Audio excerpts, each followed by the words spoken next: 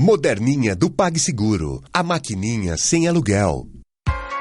Lado B, cultura e cidadania na Real e com local. Apresentação Márcio Caparica.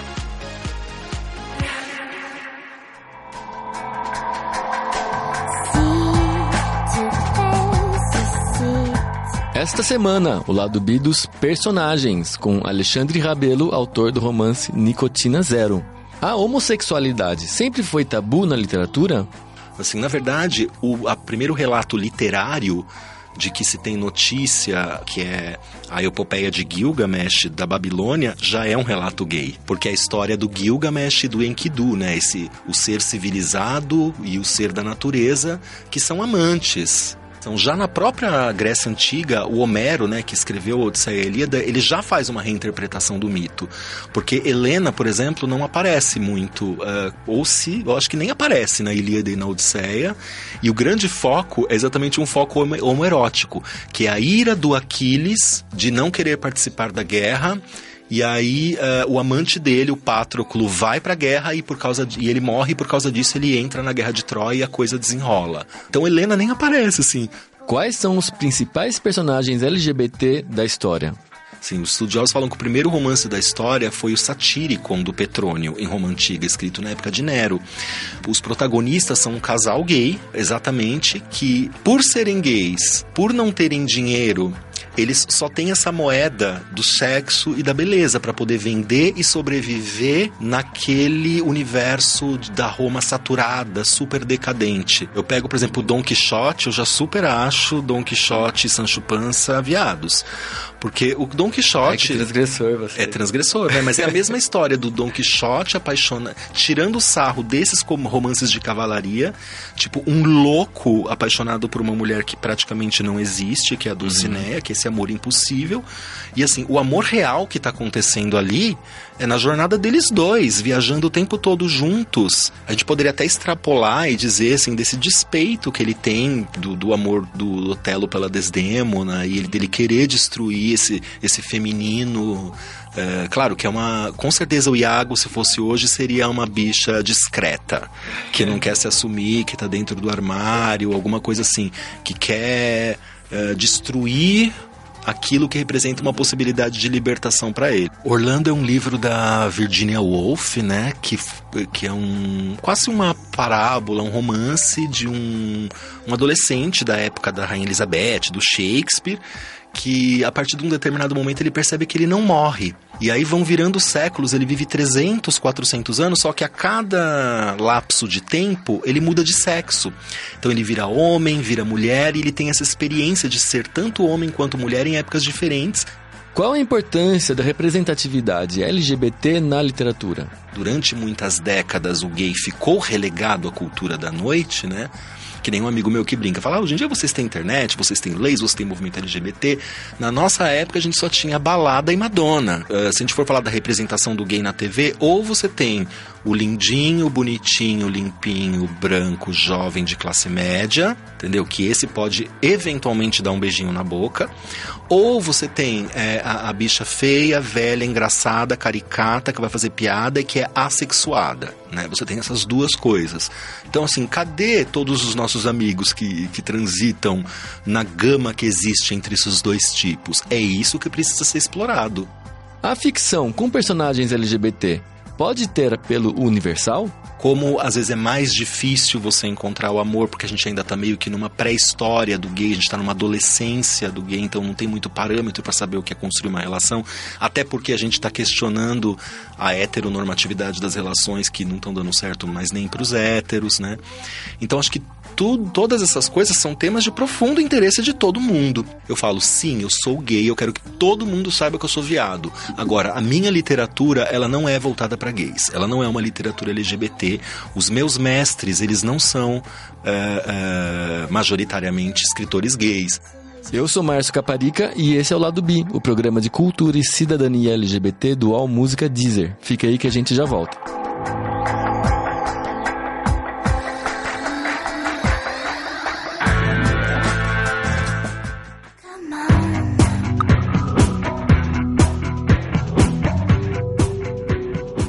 Olá, internauta! Seja bem-vindo a mais uma edição do Lado B, o programa de cultura e cidadania LGBT. Tem um monte de gente hoje em dia que fica reclamando, tipo, agora tudo tem que ter personagem gay, toda novela, todo filme, todo seriado. Bem, realmente a representatividade LGBT nunca esteve tão em alta. No entanto, ela não é novidade. Estamos aqui com um especialista em ficção que vai contar pra gente tudo sobre os personagens LGBT que existiram ao longo da literatura mundial, universal, desde o início da escrita, quiçá antes. Nosso convidado hoje é o Alexandre Rabelo, dramaturgo e autor de um romance muito bacana chamado Nicotina Zero. Tudo bom, Alexandre? Tudo bem, Márcio? Apresente-se para o internauta, Alexandre. Bom, sou um romancista de primeira viagem, sempre quis ser escritor. Publiquei o meu primeiro romance ano passado pela editora Ru, né? Uma editora que está entrando forte no mercado LGBT. Aí tive a surpresa de ganhar o prêmio Papo Mix de melhor livro LGBT de 2015. Aê, parabéns. Obrigado. E eu tenho essa pesquisa com a literatura muito lá de trás. Agora, como eu percebo essa onda muito forte da literatura LGBT, aí vem essa vontade de resgatar também onde estão os gays numa literatura que não necessariamente é considerada LGBT. Então, estou aqui um pouco para isso hoje. Demais. A gente vai informar os leitores que às vezes tem personagens que eles nem imaginavam que eram gays, mas que estão lá presentes, marcando a nossa presença. No entanto, antes, vamos lembrar o internauta que eu tenho um blog, www.ladobi, onde eu escrevo quase todo dia. Essa semana tem alguns posts bem interessantes. O primeiro que eu quero apontar é que, afinal, somos um blog LGBT, mas eu também escrevo algumas coisas para héteros. Por exemplo, o guia do pegging, que é quando um homem hétero é penetrado pela parceira que usa um dildo, certo? Tudo que o homem hétero precisa saber para se deixar penetrar por sua parceira com prazer, carinho e confiança. Afinal, héteros, né? Não existe um botão no fundo do rabo que quando apertado transforma você em gay. Apesar de ter muita gente que tem esse medo, né? Eu vou fazer exame de próstata, né? E se é uma mulher que está penetrando você, você continua sendo hétero. Então, por que também não experimentar os prazeres que o homem gay tem desde só tem a adolescência, né? Nossa, que forte isso, né? Porque eles não deixam nem pôr o dedinho e agora já estão vendendo dildo, que a coisa expanda, né? Eu espero, né? Porque eu percebo que os próprios gays têm um pouco esse problema também, né? Se você... se o cara ele tá fazendo um papel de ativo naquele dia, naquele momento, né, e a outra pessoa vai brincar ali, né, nas regiões baixas, ele às vezes fica assustadíssimo também, mesmo entre os gays, né? Que boa notícia. Sim, vamos espalhar. Apesar que já teve um sem graça que foi lá comentar, tipo, agora querem até que hétero seja penetrado. E eu não publiquei, porque afinal eu conto aqui, essa pessoa não vai ouvir nosso programa, mas eu sim filtro os comentários. Esse tipo de comentário besta eu não publico. Pronto. Outra coisa que eu acho que é legal apontar é, esta semana teve a notícia de que estamos chegando perto da cura, primeiro um paciente do estudo britânico, não tem nenhum vírus e tal. Bem, vamos devagar. Eu escrevi um artigo explicando que, sim, a notícia é promissora. Parece que esse tratamento está tendo bons resultados. No entanto, a notícia verdadeira é que o primeiro paciente de 50 que serão feitas acabou de fazer o tratamento e parece que agora, poucas semanas depois que ele terminou o tratamento, ele está sem vírus. Mas ele já tomava antirretroviral antes, vai ser acompanhado por 5 anos. Esses 5 anos pode descobrir que não deu certo, pode descobrir que deu certo. E se às vezes ele é o ponto fora da curva, os outros 49 podem não ser. E mesmo se todos os outros 49 derem certo, daí depois vai ter que fazer mais uma série de testes com mais um monte de gente. Então, assim, a notícia é boa, mas não esperem nada para menos de 10, 15 anos. Porque além da pesquisa, você tem todo o tempo da indústria farmacêutica também. Sim, exato, assim, se... Para dar certeza, falar assim, olha, esse tratamento chama Kick and Kill, que é uma ideia nova, que é uma... Qual o problema do HIV, né? Tipo, você toma antirretroviral hoje, certo? Se foi diagnosticado como soro positivo, sua carga viral, você está tomando remédio, ela vai baixando até ficar indetectável. Quer dizer que os exames não pegam mais o vírus no seu sangue. Quer dizer que você não tem HIV? Não, porque, como a gente já disse aqui, eu volto a repetir, O HIV fica escondido nos cantinhos do seu corpo, inerte, em células específicas, que os infectologistas vão poder dizer exatamente quais são. Eu não sou infectologista, mas sei que isso acontece. Então, esse tratamento, a ideia dele é botar uma droga que eles descobriram que ativa o vírus que está escondido, tira ele dos esconderijos e daí com outro tratamento, meio vacina, mata esse vírus que foi expulso. E assim a ideia é que essa droga administrada expulse todas as cópias dos recônditos do corpo e elimine tudo e assim a pessoa fique curada. Se essa ideia dá certo, como bem disse o Alexandre, daí vai ter que ir na indústria farmacêutica, daí vai começar num país, vai ter que chegar aqui, daí para chegar, ser aprovado no Brasil, ver se vai vender na farmácia, se vai ser o Ministério da Saúde que vai dar. Demora. Então, a notícia é boa, assim, não vamos falar assim, ai, nunca vai ter cura, ai, que bosta, vocês querem acabar com a esperança dos soropositivos. Não, tenho esperança, mas também não vão sair aí tipo, comemorando, achando que já está resolvido, porque não está. Mesmo porque a epidemia só cresce, tem que se cuidar cada vez mais, mesmo a cura relativamente estando próxima, né? Exatamente. E também vamos lembrar que hoje em dia a gente vive uma vida normal, sendo soropositivo, né? Quem tem HIV toma o remédio, não tem mais os problemas. No entanto, a presença do vírus no seu corpo, mesmo que em quantidades pequenas, acaba criando alguns outros problemas a longo prazo, que só estão sendo descobertos agora, porque antes as pessoas não viviam 30, 40 anos com vírus. Agora que vivem 30, 40 anos com vírus, descobrem que infelizmente tem câncer mais cedo, tem osteoporose mais cedo, tem vários probleminhas, que não quer dizer que, ai, meu Deus, então vamos estigmatizar os soropositivos, não. Né? É consequência. É melhor você viver mais 40, 50 anos com osteoporose e câncer do que você viver 5 sem nada. Né? Então, enfim, é isso. E por fim, só pra você conhece o conceito de você sair do armário como gordo? Da gordofobia? É contra a gordofobia. Uhum. É uma ideia maravilhosa que eu também publiquei hoje. Que é assim, nossa cultura, como é que ela lida com as pessoas gordas? Fazendo que elas assim, você é gordo, mas na verdade é porque você é um magro preguiçoso, ou você é alguém que não se esforça. Né? E faz a pessoa ficar lá vivendo aquele estigma, tentando emagrecer, lutando, se sentindo horrorosa e tal. E agora tem um movimento do qual eu sou muito a favor, de que a pessoa que é gorda, sempre foi gorda, nasceu gorda, foi uma criança gorda, virou um adulto gordo, é gorda, pronto, né? Vou me aceitar gordo, vou sair do armário como gordo pros outros, para de me encher o saco que eu tenho que ficar fazendo dieta, fazendo Cooper. E eles usam essa palavra gordo mesmo? Pois é, então eu como na verdade tô assim, eu uso gordo, porque tem aquela coisa, gordinho, né? Que eu também sou meio contra, eu sou gordo, pronto, vamos empoderar. Sim. A palavra gordo. Né? É tão bonitinha essa palavra, eu acho, gordo, eu acho bonitinho, assim, é que tá estigmatizada, mas do ponto de vista sonoro é uma palavra muito mais bonitinha que obeso, aquela coisa médica. É, né? Não, e acima do peso? Acima do peso, né?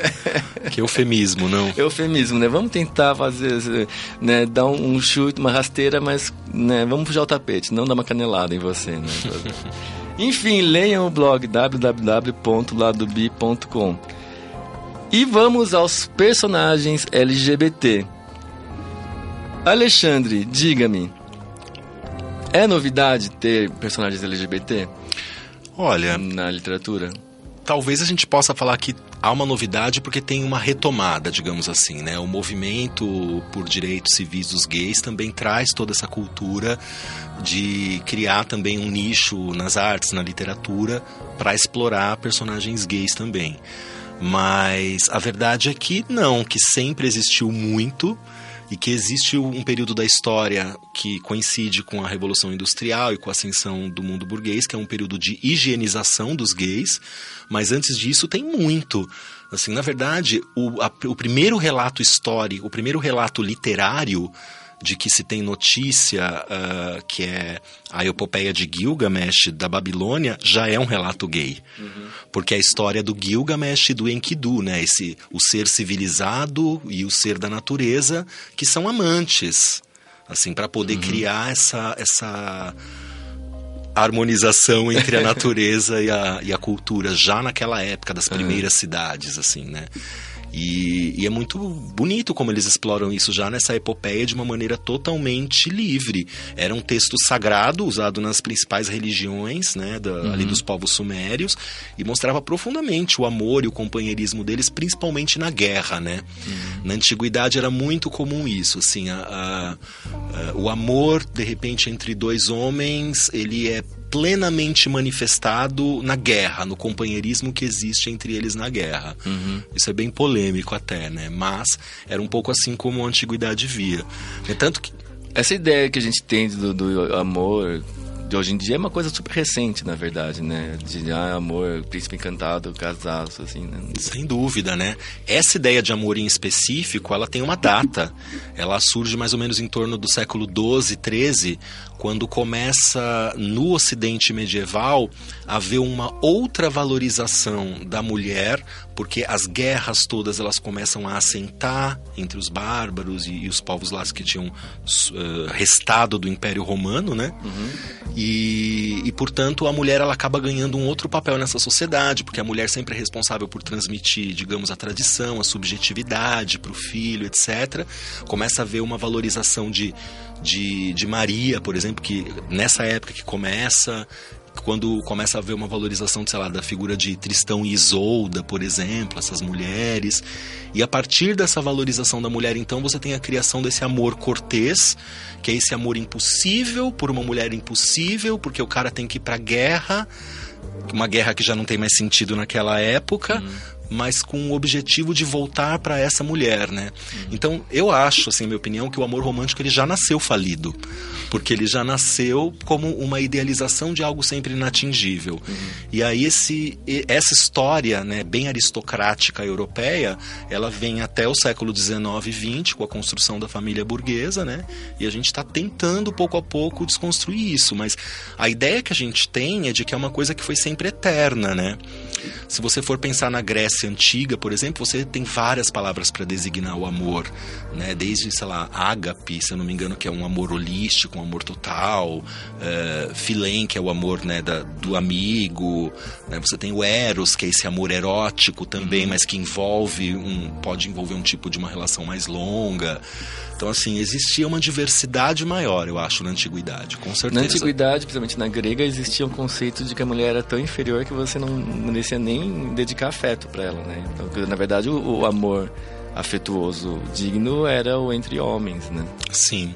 Tanto que uma coisa que ninguém comenta é que um dos grandes ícones da nossa cultura, que é o Sócrates, né, que virou mito aí nas mãos do Platão, do Aristóteles, ele, sempre que ele aparece falando da mulher dele, pra falar que vai bater, ou pra falar que vai colocar lá no lugar dela. E é Sócrates, olha que coisa incrível, né? A gente nem fala disso. Mas realmente, né, essa democracia grega que a gente quer, a gente sabe que o estrangeiro, o escravo e a mulher não participavam desse conceito de cidadão, né? Mas é engraçado, porque daí quando agora me correu, nem tava na pauta isso, mas quando você pega pra pensar o primeiro grande... não é o primeiro porque você falou do Gilgamesh, mas tipo, você pega a Odisseia e tal... que é baseado no mito da Guerra de Troia, de Helena de Troia, que é o grande pivô da discórdia toda do mundo, né? Mas houve algum tipo de reinterpretação, tipo, o papel da Helena e da mulher, nesse caso, sempre foi tão pivotal assim, ou Eu acho que houve uma reinterpretação. Já na própria Grécia Antiga, o Homero, né, que escreveu a Odisseia e a Ilíada, ele já faz uma reinterpretação do mito. Porque Helena, por exemplo, não aparece muito, eu acho que nem aparece na Ilíada e na Odisseia, e o grande foco é exatamente um foco homoerótico, que é a ira do Aquiles de não querer participar da guerra. E aí o amante dele, o Patroclo, vai pra guerra e ele morre, e por causa disso ele entra na Guerra de Troia e a coisa desenrola, né? Então Helena nem aparece, assim. Aparece a rivalidade dele com os maridos de Helena, aparece o amor do Aquiles e do Patroclo de uma maneira muito intensa na Ilíada. E claro, são também, existe um pouco de uma misoginia ali nessa cultura aristocrática grega, né? Tanto que você tem na Odisseia essa figura, por exemplo, da Circe, que é a bruxa maldita que transforma os homens em porcos. O Ulisses tem que tomar cuidado com o canto da sereia, que é um mito que vem até hoje pra gente, essa coisa do cuidado. A própria Helena de Troia, ela é essa figura ambígua que o homem não compreende porque ela se relaciona com dois homens e ela é como se fosse um espelho do outro, assim. Então ela tá sempre jogando de uma maneira muito sábia. O medo do homem, né, de ter a mulher bonita demais. E ao mesmo tempo é engraçado, porque também tem a exaltação da figura da Penélope, né? que fica em casa tecendo, desfazendo o tapete, esperando voltar o Aquiles. Ela é a heroína, né? Porque ela espera, né? O Odisseu, o Ulisses, né? Tanto faz, né? Tem os dois nomes. E fica lá, né? Nessa coisa da espera. Fazendo uma tangente, né? Já que estamos na Grécia, falando da Grécia Antiga, o termo lésbica, para quem não sabe, vem da ilha de Lesbos, que é onde tem uma das primeiras poetisas lésbicas no mundo, que é a Safo. O que vocês podem nos informar da Safo? Olha, primeiro que eu não sou um grande estudioso da Safo, né? Se meus professores de antiguidade me virem falando, eles não vão gostar. Mas assim, eu acho que a Safo tem a ver com um pouco isso que eu falei do papel da mulher em criar a subjetividade humana. Porque ela criava um tipo de poesia lírica que pensava os sentimentos. Isso parece uma coisa tão óbvia, porque qualquer pré-adolescente hoje em dia escreve uma cartinha de amor falando sobre seus sentimentos. Mas assim, o homem olhar para o seu mundo interior e dizer, existe um mundo interior e a partir disso eu vou construir a minha essência, é uma coisa que foi revolucionária na Grécia. E nesse sentido a poesia da Safo foi muito importante, né? Agora o mais engraçado é que isso é que era revolucionário na época grega, o fato dela trazer a subjetividade. O fato dela ser lésbica e dedicar todas as poesias dela para outras mulheres, falando desse amor com outras mulheres, não era uma coisa que era o foco na época. E você percebe isso lendo a poesia. Tá em segundo plano, que é um pouco a estratégia que eu tentei adotar no meu livro, inclusive. Não tá no primeiro plano o fato do personagem ser gay ou ser bissexual, etc, né? E então mas hoje em dia tem muito esse estudo, assim, de olha como era a Safo era safadinha. Nem tem muita safadeza. Se você pegar outros autores romanos, que são muito mais safadinhos, enfim. Não, Nossa, até ia falar o que eu ia falar. Não, o que as pessoas às vezes não se dão conta é que exatamente essa estratégia que a gente, né, até costuma chamar de poesia, né, de que são os versos, são rimados, tem métrica e tal. Na verdade era porque numa época de cultura oral, você lembrar coisas rimadas longas é muito mais fácil do que você ficar lembrando a história inteira, né, em texto corrido. Então, quando você precisava transmitir pra frente qual que era mais fácil você, que nem hoje, vai cantando a música, vai lembrando e vai ensinando seu filho a mesma música. E lembrando a história toda, e por isso é que a poesia, na verdade, não é nenhuma coisa você botar seu sentimento, né? É mais uma narrativa mesmo. Sim. Quando que, então, a homossexualidade começou a ser vista como algo problemático na literatura, nos personagens? Eu acho assim, que até mesmo em alguns relatos, no caso do Ocidente, né, que é o que a gente conhece mais, mesmo na Idade Média, tudo mais, você ainda, apesar da gente dizer que é a Idade das Trevas, tudo mais, você ainda tem relatos que mostram, mesmo como transgressão, a homossexualidade acontecendo ao lado de outras transgressões héteros também, sabe, em livros como, sei lá, Decamerão, e coisas assim. A homossexualidade ela vai ganhar destaque e exatamente tabu com o mundo burguês, assim, depois da Revolução Industrial, da Revolução Francesa, né, dessa criação do núcleo familiar, etc., lá na Europa, isso começa a acontecer com mais força, né, e figuras, sei lá, icônicas como um Oscar Wilde, né, ou na França como o Rimbaud e o Verlaine, que teve aquela história escandalosa, né, isso começa a ganhar mais destaque. Mas por que você acha que isso acontece? Porque eu acho, o Foucault ele fez um estudo maravilhoso naquele livro História da Sexualidade. Ele fala que as pessoas só começam a falar de sexo, a própria palavra sexo, a partir do momento em que isso começa a ser proibido, né? Quanto mais vocabulário de sexo surge, quanto mais tabu o sexo é, né? Então, eu acho que quanto mais as pessoas quiseram, a partir do desenvolvimento da ciência também, demonstrar que tudo que não era dentro desse ideal de família era uma patologia, era uma doença, desde as histéricas mulheres até os homens sodomitas, né? Pederastas, né? Acho que tudo isso começa a acontecer nessa época, assim. Porque eu acredito que até o comecinho, assim, do século XIX, você ainda tem umas brechas, mas vai chegando essa onda do mundo vitoriano, inglês, do domínio inglês, principalmente, a coisa vai ficando puritanismo, enfim. Né? A era vitoriana é famosa por, né, restringir tanto que os códigos, entre códigos, para falar tudo que não podia fazer, era super elaborado, né? Eles têm código de flor, tem código de cor, tem umas coisas super específicas. Nessa parte, antes então da gente chegar na parte mais moderna, vitoriana e tal, quais são os personagens mais conhecidos da Idade Média ocidental? Ou LGBTs? Tem um, assim, entre a Grécia e a Idade Média, que eu acho que a gente não pode esquecer, que é considerado o primeiro romance da história, por quem, enfim, é um pouco mais aberto. Assim, os estudiosos falam que o primeiro romance da história foi o Satyricon, do Petrônio, em Roma Antiga, escrito na época de Nero.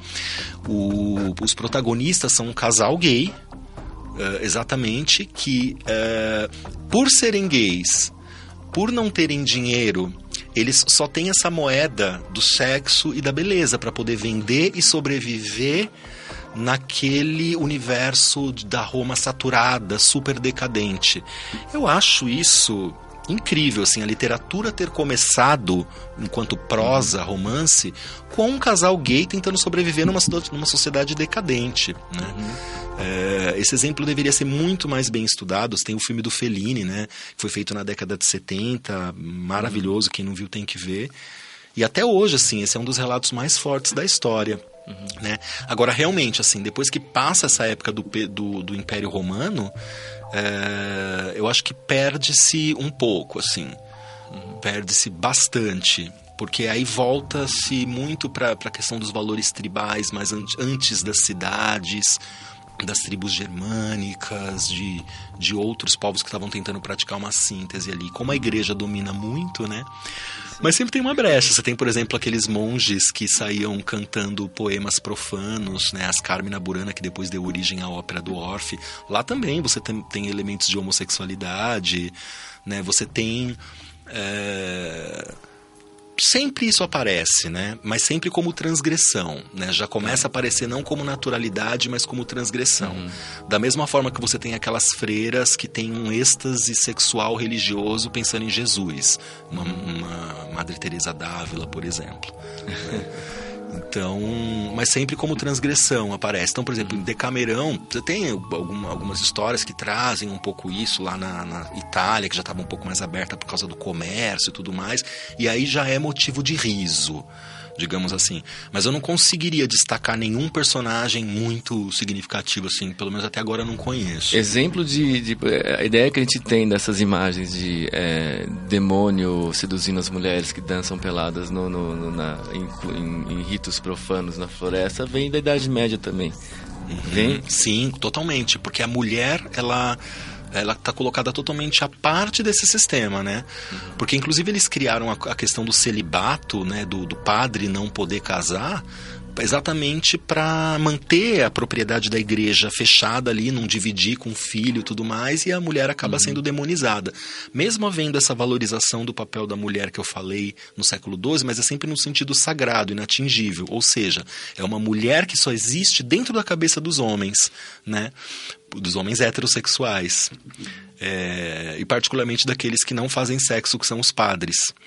Então, assim, sim, você tem essa cultura outra, subterrânea, popular, carnavalesca, que acontece nas florestas, na noite, no obscuro, no místico. A cultura das bruxas, né, por exemplo, que é muito forte.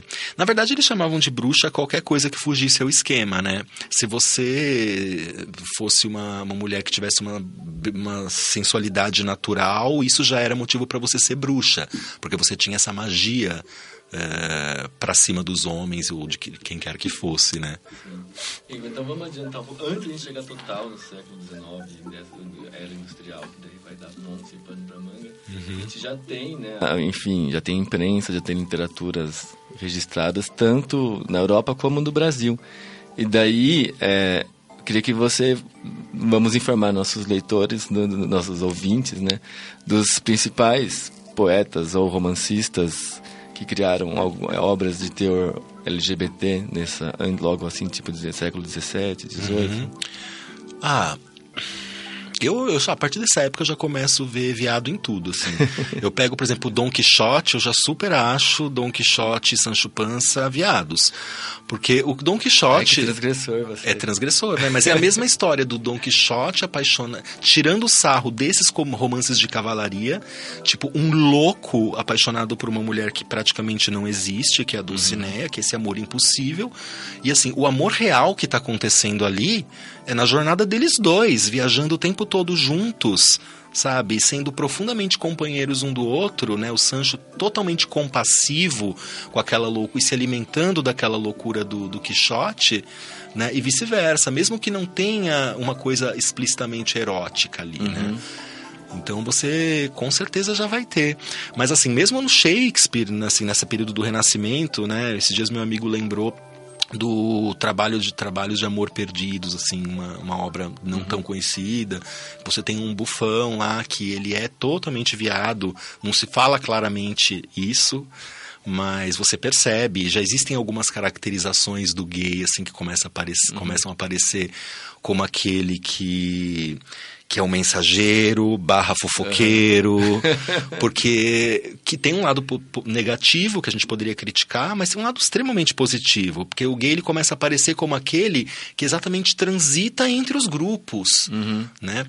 No final ainda do século XVIII, tem uma das principais obras do Goethe, As Afinidades Eletivas, que é isso, assim, um monte de aristocrata mostrando como é o amor e como eles se apaixonam e sofrem, não sei o quê. E aí, de repente, chega uma bicha lá de cavalo, toda cheia de laço, entendeu? Pra ser a alcoviteira deles todos e resolver rápido aquilo, sabe? Fazer a história andar, né? Exato. Mas o próprio Shakespeare tem alguns sonetos que dão super bandeira de que ele provavelmente também tinha alguns casos gays, que as pessoas meio que tentam botar embaixo do tapete, né? Sim. É legal que você falou isso, porque eu acho que levanta a questão do subtexto, que é uma coisa que depois foi ficando mais comum. Mas de onde que você interpreta que tanto esse personagem do Goethe ou outros clássicos eram intencionalmente homossexuais, se não explicitamente? Eu acho que, bom, primeira coisa, hoje em dia a gente sente uma necessidade muito grande de nomear, porque a gente está num momento de luta civil dos gays. Então é importante você dar nomes às coisas. Mas naquela época não é que não se quisesse dar nome, mas esses nomes simplesmente não existiam. Por isso que tem gente que faz uma crítica super purista e fala, olha, você não pode falar de uma literatura gay antes do século XX e XXI. Né? Eu já não acredito nisso. Acho que a gente pode identificar esses personagens gays, né? No caso desse romance clássico do Goethe, por exemplo, eu vejo que ele fala dos trejeitos, ele fala do jeito feminino, algumas marcas que são sempre clássicas, que aparecem desde a antiguidade até hoje. E aí, se você for minimamente esperto, se você tiver um amigo gay na sua vida, você sabe que aquele cara é viado. Assim, então, acho que dá pra perceber claramente, assim. É engraçado isso também pensar, porque outra coisa que é clássica, mais do século XX, principalmente no cinema, mas assim, é um esforço para você vilanizar o gay, né? Isso já acontecia antes ou isso é novidade moderna? É uma novidade moderna. Esse mundo de heróis e anti-heróis é uma novidade moderna do mundo do romance, que depois vai ser levado para o cinema, uma coisa do mundo burguês do século XIX. Porque se a gente for citar o mesmo exemplo que a gente citou das epopeias homéricas, a Ilíada, a Odisseia, ele louva profundamente os dois lados, assim, os gregos e os troianos, né? Você pega um livro como o do Heródoto, História do Heródoto, que é o primeiro livro de história, ele começa o livro falando, olha, estou aqui para contar os grandes feitos que os homens, que são os gregos, e os bárbaros fizeram. Mesmo chamando de bárbaro, porque eram aqueles que falavam bar, ele tá ali para contar os grandes feitos dos bárbaros também. Então, assim, existe uma admiração pelos grandes feitos, né? E não uma divisão de grupos, de classes, como vai se configurar cada vez mais no século XIX. Apesar de, claro, ter muita injustiça desde que a agricultura foi inventada. Sim. E os muros. Tá. No Brasil, na linguagem portuguesa, o que a gente tem de...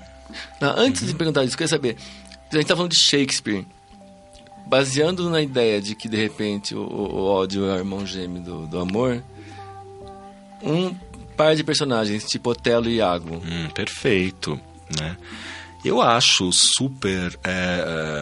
só não vê o poder de sedução do Iago quem não quer. Né? Ele usa o tempo todo a questão do enredar pela sedução com todos os caras ali, né? E... Sim, eu acho que a gente poderia até extrapolar e dizer, assim, desse despeito que ele tem do amor do Otelo pela Desdémona e dele querer destruir esse feminino. Claro que com certeza o Iago, se fosse hoje, seria uma bicha discreta, que não quer se assumir, que tá dentro do armário, alguma coisa assim, que quer destruir aquilo que representa uma possibilidade de libertação para ele. Eu super vejo dessa forma o Iago. Você acha que, de repente, você com esforço consegue fazer uma leitura LGBT de qualquer personagem mais ou menos clássico? Tipo, se a gente fosse ver Hamlet. Hamlet. Eu já tive gente que falou assim, porque o Hamlet, na verdade, tipo, ele sofre, porque se ele resolver aquela situação toda do pai que morreu e tal, daí ele tem que casar e virar uma pessoa normal, então vou ficar aqui me torturando e vendo estendendo esse sofrimento o máximo que eu puder para não ter que avançar e me resolver. Eu não vejo algo tão explícito gay no Hamlet, mas eu percebo, digamos assim, em todas as obras desse período, esses personagens, até do Renascimento, uma certa facilidade para você transmitir o amor que você tem pelo seu amigo, mesmo sendo hétero. Na verdade, o que é antinatural é o que se criou depois, né? Que você não pode demonstrar nem, um aperto de mão entre dois caras é muito, né? Antes disso, não. Antes disso, tinha o afeto de uma outra maneira. E aí, óbvio que a gente vai olhar para isso naquela época e falar, que viado. Entendeu? Porque a gente já tem esse olhar enviesado por hoje, né? Na literatura portuguesa /brasileira, quem que a gente tem de expoentes de personagens? Essa é uma pesquisa que eu precisaria fazer mais a fundo, mas assim, Portugal, assim, dois grandes amigos, eu acho que eles já fizeram um pouco mais do que amizade juntos, né? É o Fernando Pessoa, que ele criou uma série de heterônimos, uma série de textos que a academia tenta ignorar, mas que tem um conteúdo homoerótico super explícito. Né? E o amigo dele, o Sá Carneiro, que escreveu A Confissão de Lúcio, por exemplo, que é um romance gay, basicamente. E é engraçado que ele já associa o potencial transgressor do gay a essa crítica religiosa, associando um pouco ao mito de Lúcifer. É bem transgressor, assim. Barato. Você lembra de algum personagem que era muito, muito gritante? Bem, você já falou agora do Fernando Pessoa, que as pessoas tentam, mudar. Mas nas reinterpretações que as pessoas fazem hoje em dia, quais são os personagens que mais são apagados e heteronormatizados, vamos dizer? Olha, eu acho que esses personagens que foram heteronormatizados e que agora a gente está tentando fazer uma outra leitura, eles começam, na verdade, a aparecer mais final do século XIX e começo do século XX. Né? Por exemplo, eu fiz essa pesquisa com os meus amigos, qual o melhor personagem gay que você já encontrou em livros, né? E aí todos vieram me falar assim, o retrato de Dorian Gray, do Oscar Wilde. E assim, o Dorian Gray é um exemplo clássico de um personagem que não é gay. Ele conhece um pintor e um cínico intelectual que são gays, que admiram a beleza dele por ele ser belo e tudo mais, e que são explicitamente gays. Teve até trechos que foram cortados desse livro, que foram recentemente publicados, inclusive aqui no Brasil. Mas assim, ele se apaixona por uma atriz de teatro. Na verdade, ele não quer ninguém, sabe? Ele é ele mesmo, né? Mas aí um amigo meu me falou exatamente por isso, assim, também esse lado negro, às vezes que você encontra em alguns gays que não conseguem formar uma rede ou que não estão bem com eles mesmos, sei lá, é só ele que importa, ele é a epítome máxima do individualismo moderno e do egoísmo, né? E o Oscar Wilde representa muito bem isso no Dorian Gray, né? Então, por isso que cada vez mais as pessoas, até por associar a história do Oscar, né? Eu ia perguntar, será que de repente, no caso desse caso específico, acaba projetando a história do autor sobre o personagem? Eu acho que é bem possível, né? Porque como o Oscar literalmente se fudeu muito na mão daquele menino, né? Que era filho de aristocratas, e o pai do menino processou ele foi trabalhar durante 5 anos, né? Carregando pedra, para depois se exilar do sucesso dele, para morar numa outra cidade, né? Escreveu aquele livro De Profundis, que ele mostra esse amor profundo que para ele era uma coisa pura e grega que ele tinha, né? Isso acabou, enfim, marcando muito a leitura que a gente faz da obra dele. E eu acho maravilhoso que seja assim. Você acha que é necessário, até hoje em dia talvez nem tanto, mas por um bom tempo, que um autor fosse gay ou LGBT em geral para criar personagens LGBTs? Não. Eu acho que, por exemplo, a sexualidade do Shakespeare ninguém sabe dizer, é ambígua, né? Mas, por exemplo, esse caso que eu falei do Goethe, o Goethe, ele era, até onde eu sei, eu adoraria saber uma historinha oculta aí do Goethe, mas até onde eu sei, ele era hétero e ele tem algumas representações que são interessantes, assim, porque eu acho que são autores que de repente estão mais interessados em representar um todo social. Existe muita essa ambição no século XIX.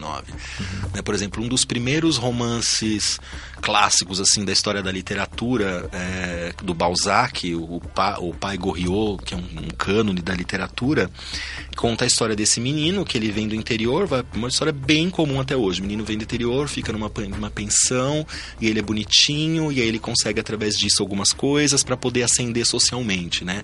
Essa história é muito recorrente, do parvenu, aquele que ele quer ascender socialmente.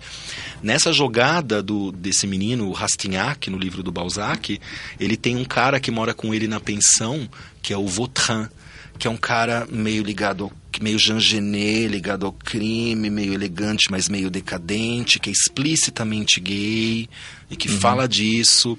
Então, assim, sempre os gays aparecendo nessa literatura clássica como um pouco criminosos, mas não necessariamente ruins por isso, porque eles têm o privilégio de ter acesso a vários lugares, a vários grupos sociais diferentes, né? Então, esse seria um exemplo, né? Mas eu acho que vários outros, assim, deixa eu pensar um aqui. Os franceses, os ingleses, eles trazem muito isso. Mas eu acho que, na verdade, sempre para esse grupo vai ser muito tabu, a sexualidade em geral. Né? Vai ser mais entre os latinos, os italianos, que você vai, às vezes, surgir uma outra coisa, assim. Uma coisa que eu estava pensando também, eu estava até falando com um amigo meu outro dia, parece que não tem nada a ver, mas tem. A gente estava falando sobre o ABBA. Que a gente fala assim, meu ABBA é uma coisa... Quando você para pra pensar, é uma coisa super hétero. São 2 casais héteros, casados, só fazem música sobre amor hétero e tal. E, no entanto, os gays se apropriaram daquela obra toda e hoje em dia você pensa ABBA, pensa viadagem na hora. Existem exemplos na literatura de personagens que os gays se apropriaram? Olha, um personagem que eu acho bem assim é aquele personagem da Marquesa de Merteuil no Ligações Perigosas, que teve até o filme da Glenn Close. Porque eu acho que o gay, ele se identifica muito com essa mulher fortona, diva, que domina o masculino, que bota pra quebrar, né? A gente gosta disso, por isso que a gente precisa dessa figura da diva, por exemplo, né? Da diva pop. E aí na literatura você vai ter essas mulheres fodonas, fortes, que os gays adoram, assim, a gente se identifica muito. O que você acha de Orlando? Eu amo. Explica para o nosso ouvinte, Orlando. Orlando é um livro da Virginia Woolf, né? Que é quase uma parábola, um romance de um adolescente da época da Rainha Elizabeth, do Shakespeare, que a partir de um determinado momento ele percebe que ele não morre. E aí vão virando séculos, ele vive 300, 400 anos, só que a cada lapso de tempo ele muda de sexo. Então ele vira homem, vira mulher, e ele tem essa experiência de ser tanto homem quanto mulher em épocas diferentes, de atravessar esse período que vem desde o Shakespeare, que era um pouco mais aberto, até chegar nesse vitorianismo inglês, que ela super critica, né? Além da linguagem belíssima, porque a Virginia, apesar de ser casada, né, com, acho que Leonard, o nome do marido dela, ela teve esse caso de amor enorme por essa aristocrata inglesa, e ela escreveu o Orlando como uma carta de amor para ela, né? Então realmente, além de ser belíssimamente escrito e ser um cânone que mesmo os acadêmicos velhos, chatos, héteros não podem criticar, é explicitamente um romance gay. Existem outros personagens, ou trans, existem mais personagens que a gente pode considerar trans? Tem essa discussão, por exemplo, do Grande Sertão Veredas, né? Até que ponto, por exemplo, Diadorim é trans ou não, né? Porque a princípio a explicação que existe é que tem uma menina, tô dando spoiler, quem não leu o Grande Sertão pula, entendeu? Enfim, tem essa menina que ela quer se vingar do pai dela, né? Ela quer vingar a morte do pai, por isso ela entra num grupo de cangaceiros. E por isso ela se traveste de homem. Mas aí existe a pergunta, por que ela não conseguiu se inserir nesse grupo como mulher? Já que você tem, sei lá, Maria Bonita, por exemplo, ali com um lampião e tudo mais, né? Ela tinha essa necessidade só para ter respeitabilidade, né? Talvez sim, né? É a mesma história um pouco da Joana d'Arc, que ela se vestia de homem para poder estar na guerra também. É a mesma história. Mas eu acho que ela tem uma coisa trans, apesar dela gostar de homens, né? Então, mas é isso que eu acho que é engraçado, porque como é que chama o personagem principal? O coisão? O Riobaldo. Riobaldo, Porque quando as pessoas fazem a interpretação que no fundo ela é uma menina mesmo, mata 2 coelhos da heteronormatividade ao mesmo tempo. Porque daí também você não precisa falar que o Riobaldo é gay, né? Porque se você pensa assim, não, que na verdade Diadorim era um homem trans e nem sabe se ele amava o Riobaldo ou não, porque assim, você não tem que pensar que o Riobaldo no fundo gostava do Diadorim porque ele era homem mesmo, né? Que se fosse mulher, de repente ele nem ia curtir tanto, não tem. Eu acho que hoje em dia, assim, apesar de eu achar talvez o Guimarães o nosso maior escritor, hoje em dia a gente percebe que ele tem muitas coisas conservadoras, né? Por exemplo, que mundo que ele sonhava pra gente? Aquele mundo regressista, por exemplo. Isso é uma coisa que a gente pode começar a questionar hoje em dia sobre o Guimarães. Porém, eu acho que no final do livro, né, quando o Riobaldo tem essa revelação de que Diadorim é uma mulher, eu não percebo que ele tenha idealizado e falado, agora sim, que bom, eu não estava louco. Não, eu acho que ele inclusive ressalta que ele quer guardar a lembrança da convivência que eles tiveram enquanto o Diadorim era vivo ou viva, que para ele era um homem. E ele já estava aceitando o fato de ser apaixonado por um homem, assim, no momento em que ele descobre que ela é mulher. E isso que é bonito. Então ele não fica com conflito até o final, sabe? E depois fala, ufa. Não, ele aceita que Diadorim é um homem, descobre que é uma mulher, fala, mas tudo bem, é uma mulher que morreu, a pessoa que eu amei era um homem que estava vivo, né? E acho que por aí. Pessoal, a gente dá nossa análise literária dá mega importância para o momento modernista, que eu acho que até começou na hora de começar a repensar isso já, talvez, né? Porque parece que assim, que tinha o resto e de repente veio o modernismo e veio salvou a nossa literatura. E nesse momento modernista, no entanto, a gente não aprende muito sobre personagens homossexuais ou LGBTs do nosso cânone. Mais uma vez porque os estudiosos vanguardistas são super caretas, né? Mas você tem, por exemplo, sei lá, o Mário de Andrade. Assim, por favor, alguém faça a biografia do Mário de Andrade, sabe? Que nem a gente não tem que esperar um americano fazer que nem fez a da Clarice, assim. Sabe? É o momento da gente estudar o Mário. O principal conto dele lá, dos contos novos deles, tem o Frederico Paciência, que conta como ele era profundamente apaixonado por esse menino quando ele era pré-adolescente. E que lindo isso, assim. Né? E é uma história que transcende o fato de ser gay. Eu tenho uma amiga, por exemplo, que ela é atriz e ela vive toda semana falando, eu tenho uma vontade de montar Frederico Paciência, mas o que eu vou fazer? Eu sou uma mulher, o que eu vou fazer com esse conto? Eu falei, mas eu acho que esse é o lugar, né? Ele chegou até você, né? Ele transcende nesse lugar o conto. Eu acho que é isso que as pessoas precisam enxergar um pouco mais, inclusive na academia, né? O personagem ele é gay, mas exatamente por estar nesse lugar, vamos colocar entre muitas aspas, marginal, ele pode oferecer um olhar sobre o todo que é muito esclarecedor. Ela podia fazer uma adaptação a Frida, mesmo que ela, se ela se sentir incomodada, né? Fazer a Frida Paciência. Pronto, já. Boa. Mas não... Mas isso é legal pensar, exatamente isso que eu queria discutir, do quanto que você consegue levar do específico do LGBT pro universal. E se você acha que o leitor hétero tem... Por exemplo, você escreveu um romance, vamos fazer no merchandising de novo, Nicotina Zero, editora Rua Editora, que tem um personagem homossexual. Que apesar de não, graças a Deus, a história não girar em torno disso, é um fator relevante na personalidade dele. Você acha que o leitor hétero tá deseducado a se enxergar num personagem gay? Olha, eu acho que já tem amigos héteros legais. Eu vou citar 2 exemplos da recepção do livro e da recepção da peça Anatomia do Fauno que a gente fez, né? A Anatomia do Fauno foi uma performance sobre o homoerotismo, que na verdade a gente acabou percebendo que a gente queria falar, pelo menos numa parte do espetáculo, dos nossos infernos mesmo, assim, no mundo gay. E uma das coisas que a gente percebeu era a profunda solidão que muitos gays reclamam, como às vezes é mais difícil você encontrar o amor, porque a gente ainda tá meio que numa pré-história do gay, a gente tá numa adolescência do gay, então não tem muito parâmetro para saber o que é construir uma relação, até porque a gente tá questionando a heteronormatividade das relações que não estão dando certo mais nem pros héteros, né?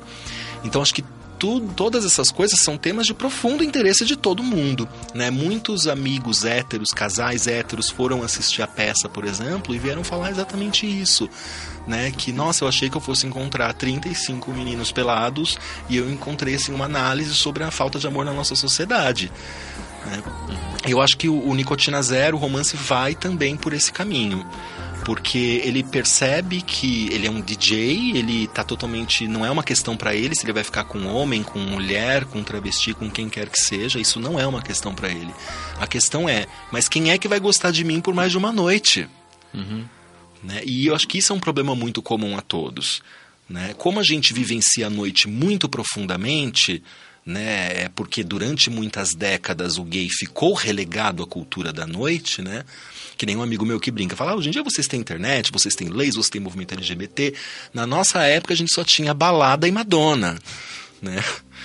Então, assim, eu acho que todo esse universo noturno, essa questão da solidão, como a gente pode se inserir às margens, né? Para mim, o maior autor, assim, que se coloca como gay é o Jean Genet, né? Você pega o livro dele, Diário de um Ladrão, que ele escreveu na prisão, até o Sartre resgatar ele, e ele fala, olha... Eu tô falando de um lugar que eu sou gay, que eu sou ladrão, que eu sou morador de rua, e assim, vocês vão ver como eu vou falar sobre vocês melhor que vocês, sabe? E faz, né? Na questão de representatividade, que hoje em dia realmente está aumentando cada vez mais, existiu, né, por muito tempo a gente só tinha aquela representatividade super negativa do gay, tanto na literatura como na TV, mas vamos puxar um pouquinho pra TV agora. E daí, nos últimos anos, 3, 4 anos, teve o boom da Globo de botar gay em todos, e que eram, de preferência, gays, vamos dizer, limpinhos do bem, higienizadinhos. Agora, Aguinaldo Silva já começou, né, porque ele gosta de causar barulho bem antes de conhecer a novela, de que, porque agora eu vou botar um vilão na novela, porque, bicha, e os gays não vão gostar porque eles não querem se ver como vilões. Qual que é a sua opinião sobre essa representatividade e se realmente faria algum mal para os gays ou não? Os gays teriam razão para se ofender por haver um vilão gay? O problema não é que seja mocinho e que seja vilão, é que existe uma polarização muito grande na representação dos personagens na arte, na TV, na política, em tudo. Então, assim, se a gente for falar da representação do gay na TV, ou você tem o lindinho, bonitinho, limpinho, branco, jovem de classe média... Entendeu? Que esse pode eventualmente dar um beijinho na boca. Ou você tem a bicha feia, velha, engraçada, caricata, que vai fazer piada e que é assexuada. Né? Você tem essas duas coisas. Então, assim, cadê todos os nossos amigos que transitam na gama que existe entre esses dois tipos? É isso que precisa ser explorado. Sim. Não, eu acho que é complicado também porque você tem que fazer obrigação de um negócio ter valor. né? Então, assim, você não pode... Até hoje, mesmo nos romances gays que tiveram em novela e de filmes e tal, assim, o cara não pode simplesmente, assim, foi gay. Se ele foi gay e deu errado, tipo, né, não gostei de você, vou pegar outro, ele já entra na categoria do promíscuo. Não tem a liberdade do hétero, tipo, não, deu errado agora, eu vou pegar outro. Porque é sempre assim, tipo, para fazer a trajetória toda, tem que ser aquele amor que vai acabar. Claro. Né? Sendo que, sei lá, 95% da indústria do sexo é voltada pro hétero, né? Ponto. Exato. Não, tem pessoal que fala que é difícil pra lésbica ter filme pra ela, porque mesmo quando tem lesbianismo em filme pornô, o filme pornô para o hétero ver as lésbicas se pegando, né? Então, mesmo esse belíssimo azul é a cor mais quente, né? Teve um lance de que as atrizes falaram que elas foram abusadas, não sexualmente, mas tipo manipuladas pelo diretor que é hétero e que não sei o que. Elas vieram reclamar disso. Eu vi, mas na verdade, por exemplo, o azul é a cor mais quente, eu achei digno porque ele mostrou um tipo de sexo entre mulheres que a gente não tá acostumado a ver. Que até a gente teve tesão, né? Exatamente. Quando eu vi, falei, nossa, até eu achei tesão e, realmente não tinha pensado que realmente pode fazer essa posição, mas faz sentido. Eu lembro quando eu entrevistei aqui o diretor daquele filme Tatuagem, que eu não vou lembrar qual é. Maravilhoso. Desculpa, esse filme. mas o filme é maravilhoso. Mas ele dizia que teve gente que falou assim, mas eles transam um por cima do outro, mas é possível? Ele tipo assim, como assim é possível? Né? Eu fiz ontem, fiz anteontem, né? Um gay sentar em cima do outro, não tem que ser de 4 pra fazer sexo gay. Mas as pessoas têm essa ideia de... Por fim, então, qual que é o poder... Né, muita gente censurou-se muito tempo personagens gays, literatura gay, talvez por um medo de a gente doutrinar a população. Você acha que a literatura e personagens LGBT têm esse poder todo de doutrinar? Claro que não. Primeiro que, cadê os livros LGBTs, né? Vamos começar daí, que nem os gays estão vendo. Agora que está começando a aparecer alguma coisa, né? Eu acho que existe, por exemplo, uma gama de livros considerados LGBT, que eles na verdade são livros héteros com personagens gays, porque eles reproduzem aquela mesma historinha 50 Tons de Cinza ou Sabrina Bianca que você compra na banca de jornal, que mostra você tendo um romance com o Sheik, que o Sheik de repente é o cara da The Week, sei lá, e você vai lá, entendeu, ter esse encantamento de amor entre dois grupos gays que não se encontram normalmente no dia a dia, porque a gente tem também essa divisão interna entre os gays, e nossa, realmente é possível esse boy magia se apaixonar por mim, né? Tem muito isso num ramo certo da literatura LGBT. Mas tem gente fazendo coisa legal. E em como todas as épocas da história, são poucas pessoas. Né? Mas realmente a gente precisa repensar qual é a representação desse gay. Né? Eu acho que em primeiro lugar, a gente, por exemplo, um trabalho que eu tento fazer muito como me colocando politicamente como escritor, né? Eu falo, sim, eu sou gay, eu quero que todo mundo saiba que eu sou viado. Agora, a minha literatura, ela não é voltada para gays. Ela não é uma literatura LGBT. Os meus mestres, eles não são majoritariamente escritores gays. Apesar de, por exemplo, pro Nicotina eu ter muito aproveitado o Thomas Mann, por exemplo, que é um autor que cada vez mais as pessoas percebem que era no mínimo bissexual e que todos os livros dele trazem essa questão, desde lá atrás de Morte em Veneza, Tônio Kroger, né? Tônio Kroger foi um livro que me influenciou muito, porque o que é uma história de um cara que ele se apaixona por um outro cara na adolescência, e aí de repente ele fala, não, eu não posso me apaixonar por ninguém porque eu tenho que ser artista e o artista tem que ser livre, mas aí lá na frente ele se apaixona por uma mulher, e ele fala, não, também não posso com ela porque eu quero ser artista, quero ser livre, e no final ele vê os dois juntos. E ele vai na festa de casamento dos dois e se fode, assim. É maravilhoso, né? Qual foi o primeiro personagem gay que você se lembra de reconhecer num livro?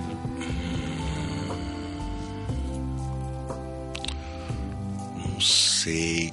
Eu acho que é mais forte, acho que talvez o Retrato de Dorian Gray. Eu me lembro que eu li, eu tinha 15 anos, assim. Eu lembro, eu terminando de ler esse livro, era um sobradinho, eu tava subindo pro quarto, assim, pra terminar. Eu até parei no meio da escada, assim, pra terminar de ler as últimas páginas. Foi bem forte nesse sentido. Legal. Mas acho que o cinema, ele traz muito, né? Por exemplo, eu cheguei em muitos livros através do cinema. Um livro que, foi lindo, assim, saindo já dessa fase do vitorianismo e quase entrando no modernismo, é o Morris, ou Morrice, que não sei como as pessoas preferem falar, do E.M. Forster, o mesmo escritor que escreveu Uma Janela para o Amor, Passagem para a Índia, Retorno a Howard's End, os filmes todos do James Ivory, né? Inclusive o Morris também é do James Ivory. E é maravilhosa, eu me identifiquei muito, porque de repente não era só um livro ou um filme que trazia um gay totalmente à margem da lavanderia ou alguma coisa assim. O Morris mostra 2 estudantes, sei lá, de Cambridge, Oxford, né? E aí um banca ter uma relação com o outro e o outro não, né? E ele mostra, tipo, 2 pessoas da mesma posição social, como elas tomaram caminhos diferentes, né? E é maravilhoso que o Morris, tipo, ele fala, você não quer então, riquinho? E ele fica com o gatíssimo de um dos empregados da mansão e eles fogem pra Argentina, né? É quase o Brokeback Mountain mesmo também, né? Brokeback Mountain tem essa dinâmica um pouco, assim, já que você não quer, enfim. Eu li o conto, aliás, que é bem interessante. Ela tem um estilo super seco, assim, ela tem... Meu primeiro personagem, na verdade é engraçado isso, porque assim, o primeiro livro gay que eu li foi o Terceiro Travesseiro. Que clássico. É clássico, mas péssimo também, né? Tipo, podem até me xingar, mas eu, tipo, quando hoje eu paro pra lembrar naquele livro, que coisa mais... Né? Porque era a única que era explícito. Mas o primeiro personagem gay legal, eu vi antes, não sei se você lia quadrinhos, Sandman. Que é uma maravilhosidade, porque ele põe personagens lésbicas, gays e trans, assim, que simplesmente eles existem, não tem, apesar de às vezes até chegar e falar assim, porque essa me apontar, tal, assim, mas nunca é um problema, nunca é um... Aliás, você citou um exemplo incrível, assim, porque eu acho que o maior problema não só da literatura LGBT, mas da literatura em geral, não só no Brasil como no mundo, é que ela está sendo muito feita por pessoas que ficaram formadas em apartamento o tempo todo. Hoje em dia, o meio que está oferecendo narrativas mais transgressoras já há algumas décadas é o meio das HQs. Então, assim, eu tenho alguns amigos nesse meio com quem eu vivo falando isso. Eu falo, nossa, eu me identifico muito mais com o tipo de história que vocês trazem, né? Você tem um cara como o Neil Gaiman, sei lá, que ele traz esses personagens totalmente mitologias antigas, pagãs. Isso, você não tem isso na literatura hoje em dia. Não. Então... E ele faz várias coisas desse tipo. Tem, né? Ele também escreve romances e depois tem um livro dele que é o Anansi Boys. Que, assim, ele faz uma coisa muito legal, porque o personagem principal é negro.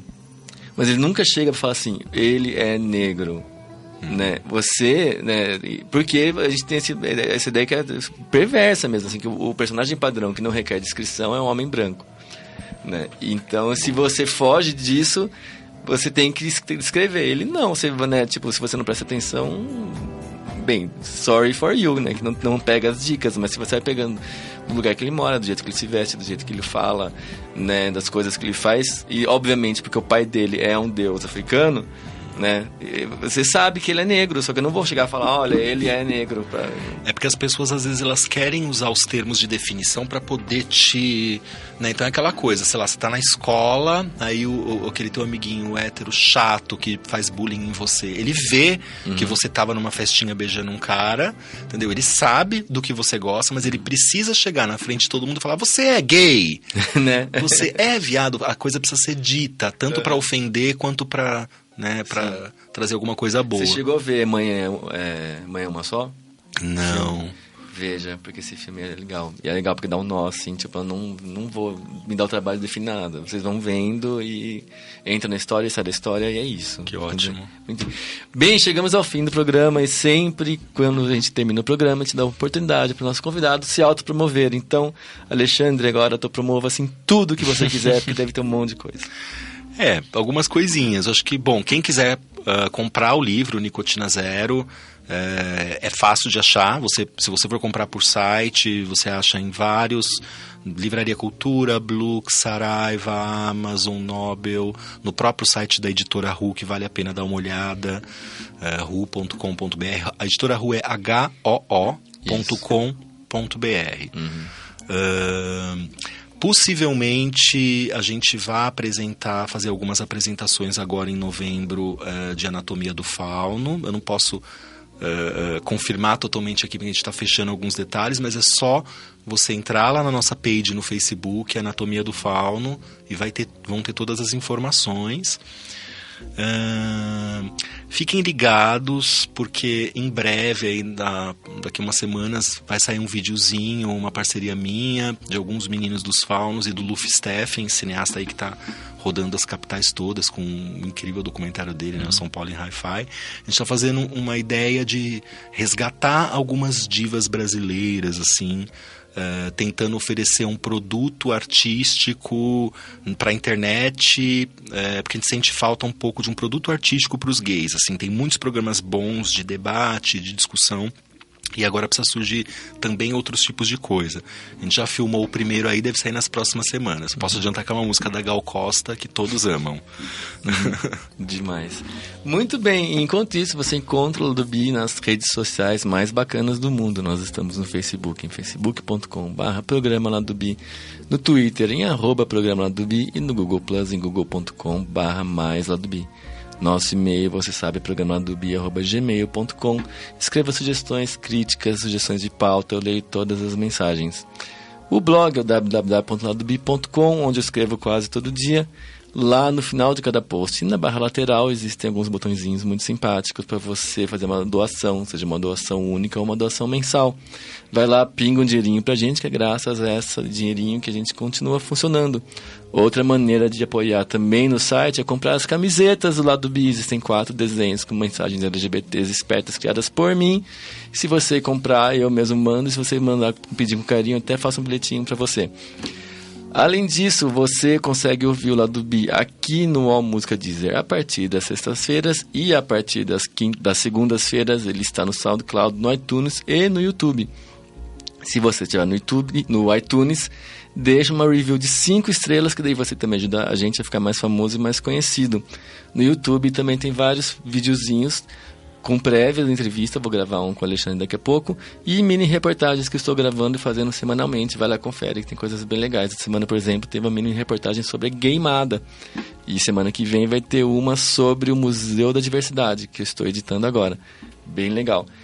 E é isso, eu sou o programa Lado B, não, eu sou o Márcio Caparica, e esse é o Lado B, o programa de cultura e cidadania LGBT do All Música Deezer. Até semana que vem, beijo! Beijos!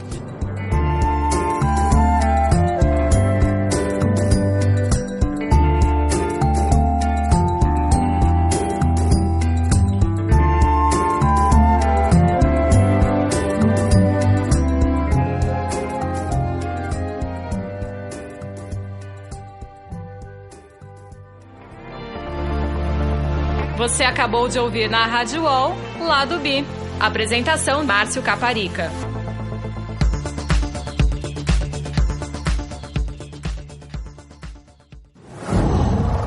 UOL.